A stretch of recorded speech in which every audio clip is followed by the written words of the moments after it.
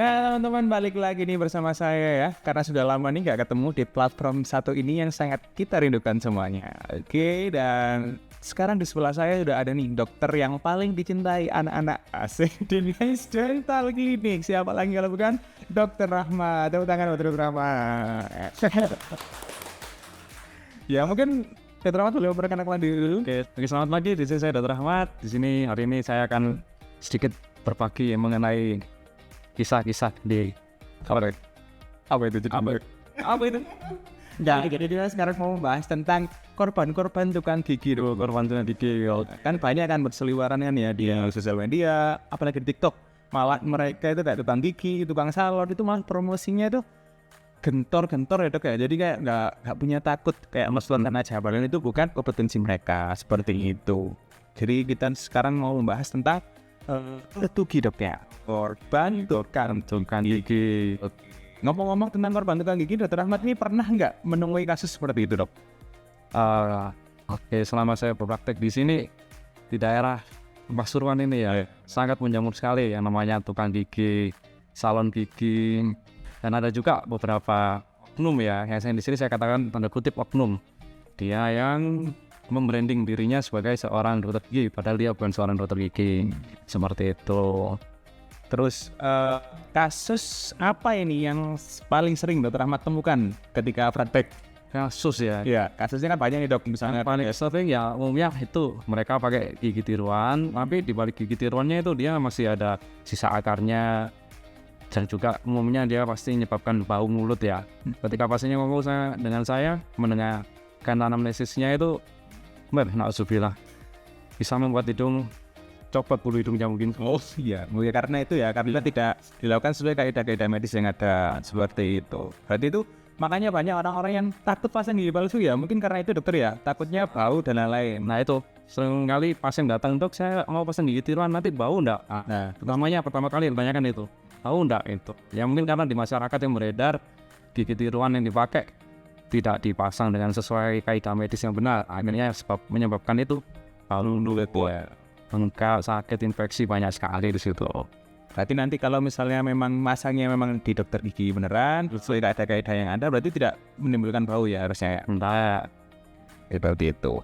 Terus dari beberapa kasus yang sudah Dokter Rahmat jelaskan tadi, ada nggak sih kasus yang paling kok iso gitu? Ada nggak? Maksudnya kok bisa ini bisa terjadi? Ya kok temen-temen ada nggak? Apa? Nah pada saat itu ada nih satu kasus yang agak unik ya. Jadi ada pasien datang dengan keluhan dia gusinya bengkaknya ekstraordinarnya bengkak sekali. Waktu itu odem hiperemi juga. Dan pasiennya mengeluh nggak tidur berhari-hari, 2 hari atau 3 hari. Pokoknya dia datang dalam kondisi kesehatan umumnya buruk. Nah ketika pada saat itu saya lihat ada gigi tiruan yang terpasang dengan cukup ciamik ya. Ada. Ditanam orang mulut itu, jadi dia kayak bagus gitu loh. Dan saya gerak-gerakan di situ juga nggak ada pergerakan sama sekali, maksudnya retensinya bagus segala macam. Dan saya buka itu ternyata ada sekrup. Nah, Sekrup lebih kaos gitu dok. bangunan item itu ditaruh di situ. Jadi nggak tahu saya gimana caranya itu ya. Jadi gigi tiruan gini, ini giginya itu ya. Gigi tiruan di atas ini dia ada sekrupnya gitu, ditanam ke dalam tulangnya gitu. Itu jujur retailer itu kan gigi ya. Itu kan bangunan dia ngerjain gigi. Jadinya seperti itu. Tapi itu kan gigi ya. Baru itu bahaya banget teman-teman ya. Bautnya itu kayak di skrup gitu. Atasnya baru dilapisi lagi sama akrilik. Saya rasa itu benar-benar di luar akal sehat saya ya. Jadi saya dapat kasus gitu agak gak sehat waktu itu. Itu sangat serem sekali sih dokter ya. Soalnya kan ya saya juga petugas medis juga mendengar kata sekrup atau baut ya. Kalau teman-teman nggak tahu sekrup itu baut ya, ditanam ke gusi, berarti tidak ke gusi Soalnya juga sayap. ya bisa kita bayangkan di sini ya, itu sekrup biasanya nempel di bata, kayu, itu nempel di gusi gimana ceritanya? Ya untung masih bisa di apa namanya dok? Ya bisa Tahu ya diketahui ya. sebelum terjadi Kalau pasiennya nggak segera periksa bisa bablas itu ya, karena ketika ada benda asing di dalam tubuh pasti ditolakkan itu. Makanya di dunia kesehatan dokter gigi di sini kita perlu melakukan pemilihan bahan, itu juga harus dengan biokompatibilitas yang baik. Tidak asal comot pilih bahan, nanti pasti akan menimbulkan efek kesehatan yang buruk gitu ya.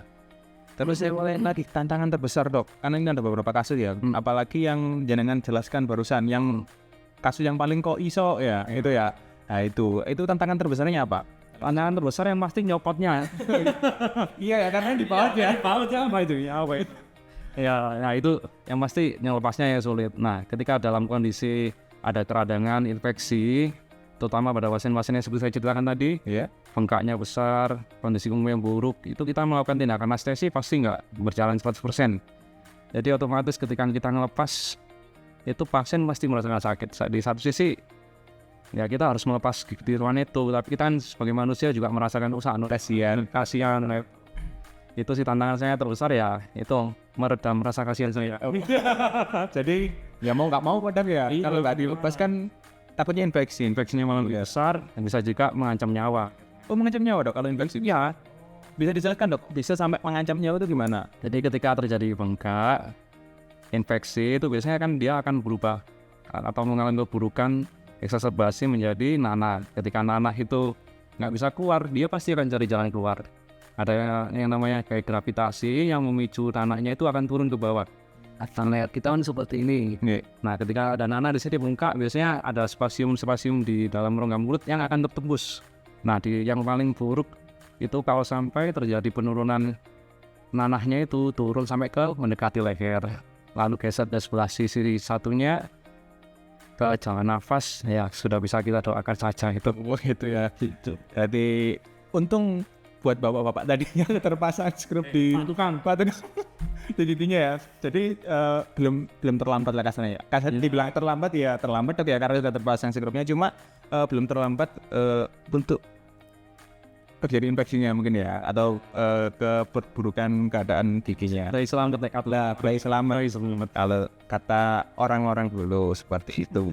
Nah mungkin jadi itu ya pertimbangan pasien-pasien atau korban-korban dari tukang gigi memilih salon sama tukang ya karena keajaiban-ajaiban yang ditawarkan oleh para tukang tersebut tadi mungkin ya sulap-sulapan kelapan ya kayak gitu padahal kan ya dok ya maksudnya dalam segi biaya itu undang-undang situasinya ya. Iya, malah saya pernah nemu itu ada satu tukang ya, dia biayanya jauh lebih banyak daripada instruktur gigi itu.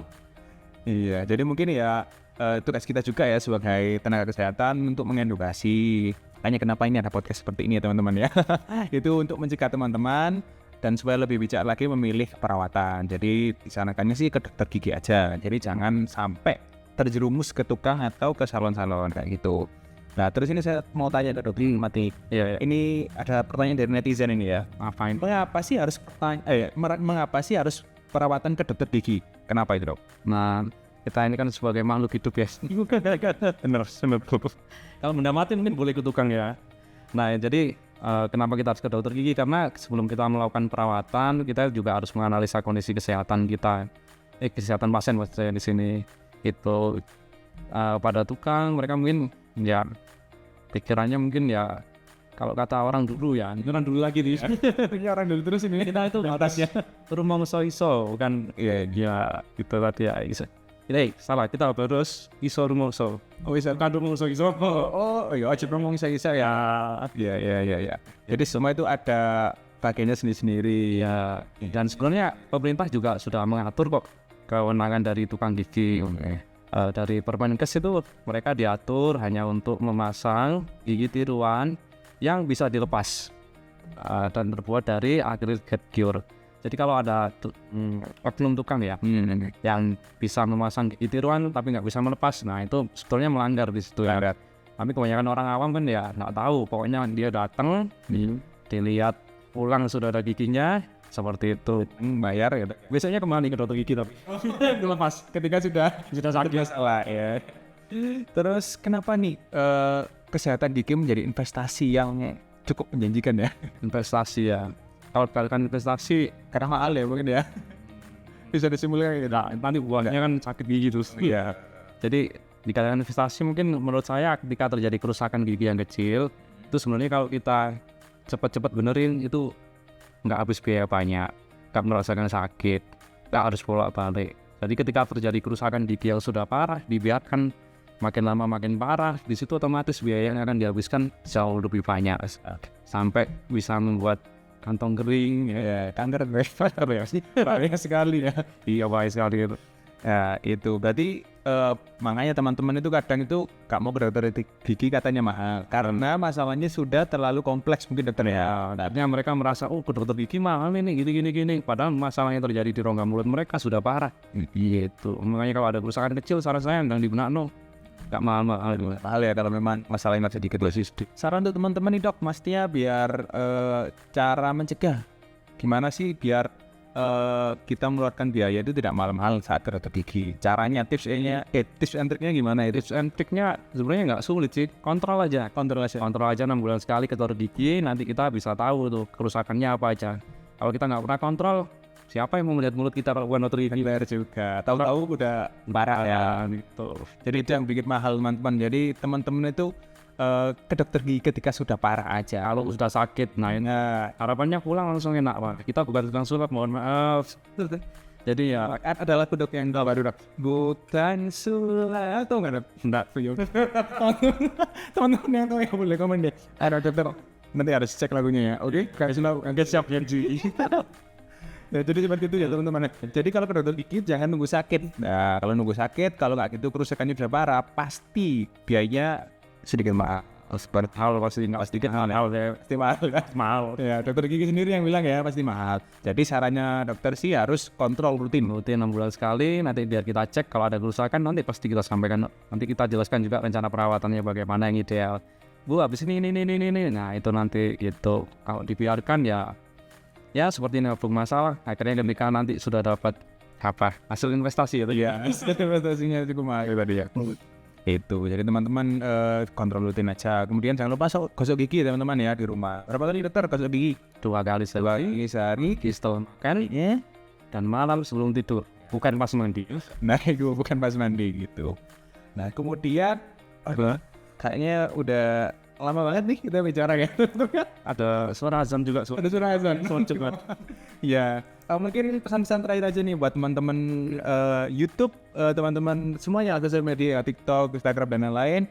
Pesan untuk orang-orang di luar sana yang masih terlena dengan biaya murah, tapi nggak murah juga nih, biaya murah dan memilih jalan yang salah. Dia memilih ke tukang gigi sama ke salon. Pesan-pesannya apa dok mungkin? Jadi berhati-hati aja. Saya tahu sekarang orang-orang sudah semakin teredukasi dengan adanya podcast ini terutama ya. Konten-konten dari teman-teman sejawat dokter melakukan tenaga kesehatan. Seharusnya kita sudah tahu mana yang baik untuk diri kita, mana yang buruk seperti itu. Ya seperti itu teman-teman ya, pesan dari Dokter Ahmad, dokter yang paling dicintai anak-anak. Enggak cuma anak juga, jadi semuanya ya, semua pasien sangat mengagumi Dokter Ahmad. Oke. Nah kesimpulan dari podcast kali ini, jadi kan dokter ya, saran bagi teman-teman di luar sana, jangan sampai terlena nih ya, dengan harga yang murah, terus proses yang cepat dari tukang gigi ataupun tukang salon.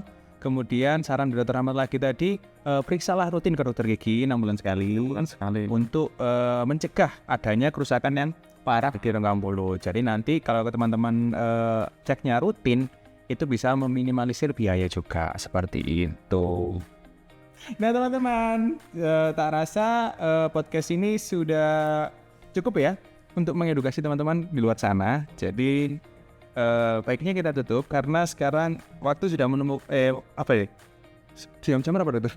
Setengah 12 karena sekarang hari Jumat kita tag-nya ya. Jadi kita mau Jumatan dulu. Oke, terima kasih ya sudah menonton podcast ini. Jangan lupa komen, kita harus membahas apa lagi dokter ya mungkin ya. Jadi biar bahas mungkin dengan alasan yang lebih ringan ya. Benar. Kalau gitu ya dokter bahas A, bahas B gitu. Jadi kita nggak mikir gitu dok. Ya, oke, jadi kita sudah ada saja. Ya, teori apa baru kita bahas seperti itu. Kita harus menyampaikan jargon dulu dokter. Guinness Dental. Oh iya. Gimana jargonnya? Jargonnya itu ya ketika saya bilang Guinness Dental Clinic, level up your smile, Dokter Ahmad jawab level up your lab. Oke, guys, enak. Teman-teman di sana juga boleh ikut kok di rumah, oke? Nice Dental Clinic, level up your smile, level up your life. Oke. Indonesia negara hukum. Ayo dok. Indonesia negara hukum. Assalamualaikum gitu ya. Oh, sih. Berarti kan Indonesia negara hukum. Assalamualaikum. Assalamualaikum.